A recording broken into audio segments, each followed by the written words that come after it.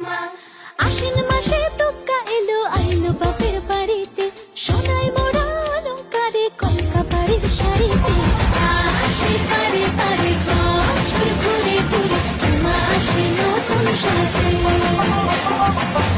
আসে পারে পারে বছর ঘুরে ঘুরে, মা আসে নতুন সাজে।